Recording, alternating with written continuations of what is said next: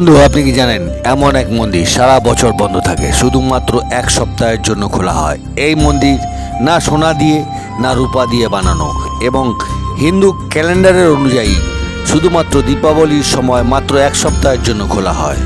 আশ্চর্যজনক হলো যে মন্দির বন্ধ করার সময় একটি প্রদীপ জ্বালানো হয় এবং ফুল প্রসাদ ভোগ দেওয়া হয়।